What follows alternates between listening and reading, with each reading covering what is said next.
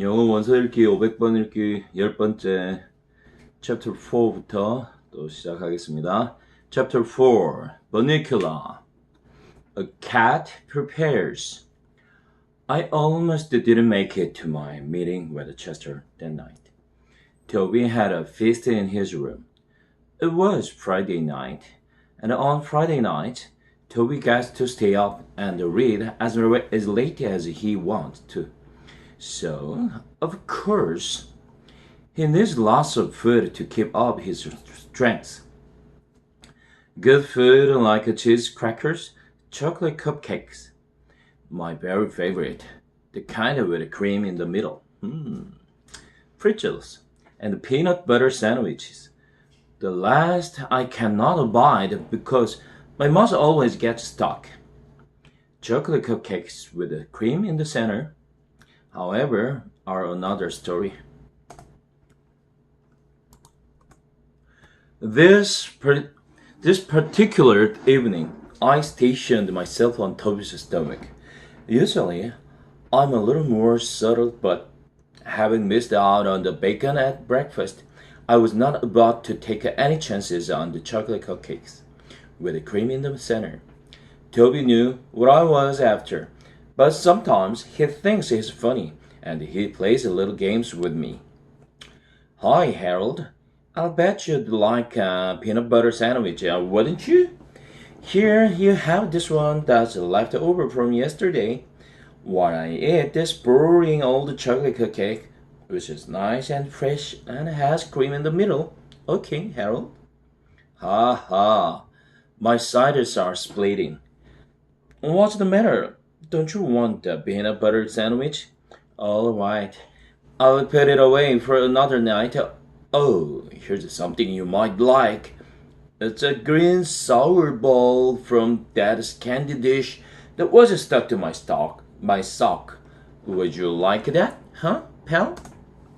Oh boy, the kid is really hot tonight. No, huh? Well, I'd give you one of my cupcakes.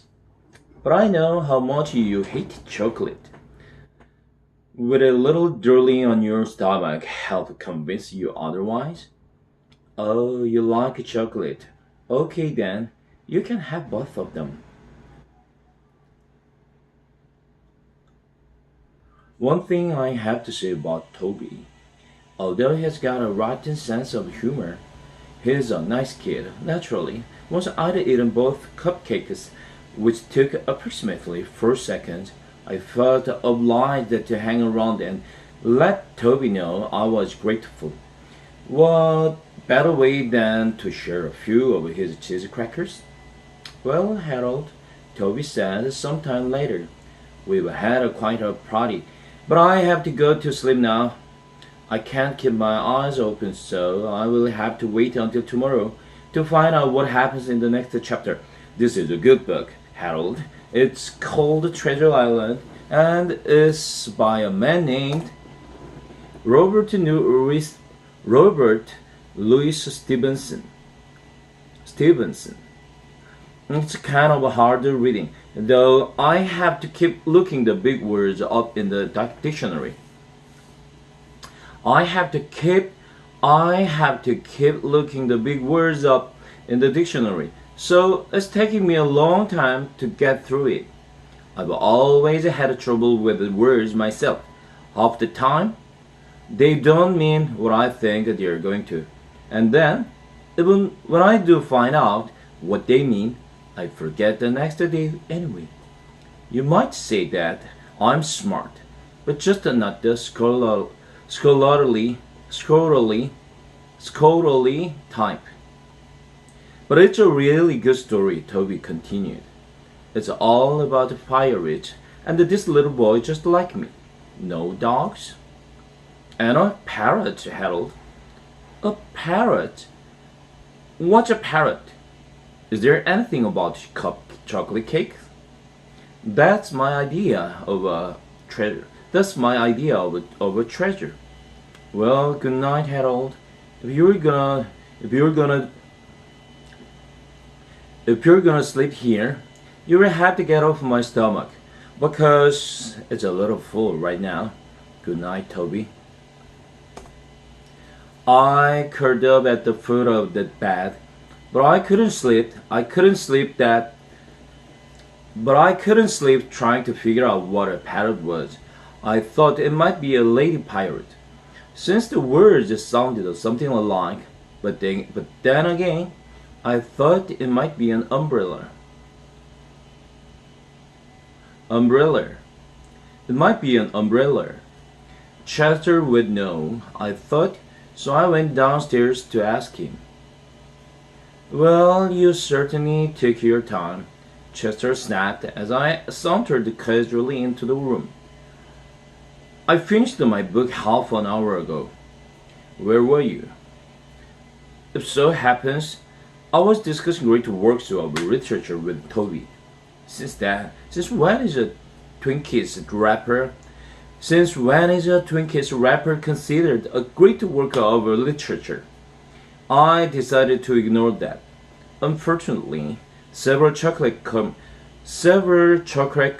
fell from my mouth to the floor at precisely that moment.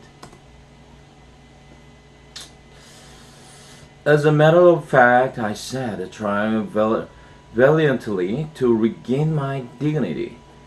We were talking about Treasure Island. Ever hear of it? Ever hear of it? He sneered. I read that when I was a kitten. Oh, then tell me, Chester, what is a parrot? Chester looked at me scornfully. A parrot, he said, is a tropical gygodactyl bird. Older Ctesiforms that has a stout curved hooked bill, is often crested, brightly variegated, and an excellent mimic. In other words, Harold, a parrot is a little bird with a big mouth. Uh-oh, I said after a moment. I thought maybe it was an umbrella. Did you get so busy discussing parrots with Toby that you forgot you were going to meet me here? This is important, Harold. I still wasn't sure what a parrot was, but I decided this was not the time to pursue it. Come over here, Chester commanded, indicating his chair, and let me show you this book. I looked at the chair. Chester was already sitting in it, with a very large book open in front of him. I don't think there's gonna be room for both of us, Chester, I said. Come on.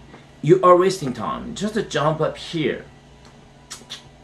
I surveyed the scene carefully. I knew I would have to get a running start since there was just a tiny spot left for me, and I would never be able to fit into it if I pulled myself up slowly. Apparently, I was taking too long for Chester's liking. Will you get up here? He hissed. Okay, if that's what you want. I ran and jumped onto the chair, landing with a great kerplop.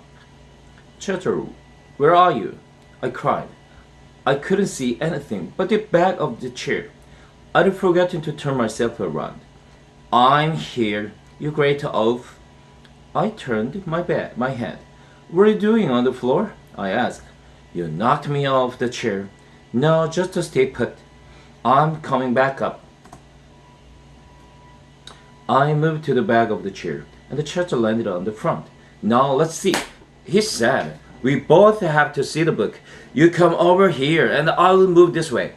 I don't know if you've ever watched a cat try to decide where to sit, but it involves a lot of circling around the sitting, getting up again, circling some more, thinking about it, lying down, standing up, bathing a paw or tail, and circling. A dog, on the other hand, sits. This looks like a good spot. The dog will say to himself. He will then lower his body to the spot in question and is usually so secure in his decision that he will fall asleep immediately. Chester took what felt like 20 minutes to settle himself in, and just as I was drifting off, the cakes started. Come on, Harold. Quit hugging the seat and wake up. What were you trying to do? Take a little cat nap? Ha ha ha. I yawned. No, said Chester. Turning to the book, let's get down to brass tacks. What exactly is on your mind? I asked. This book and that rabbit, Chester replied. Now tell me, Harold, have you noticed anything funny about that rabbit? No, I said, but I've certainly noticed a lot of funny things about you certainly. Listening. No, I said, but I've certainly noticed a lot of funny things about you recently. Think about it. That rabbit sleeps all day. So do I, so do you. Furthermore, he's got funny little sharp teeth. So do I, so do you. Furthermore, he gets in and out of his cage by himself. What kind of rabbit can do that? A smart one, I said. I could do it. We are not talking about you, Harold. We are talking about the rabbit. Now, where did they find it? At the movies. Yes, but what movie? Dracula, I said. So,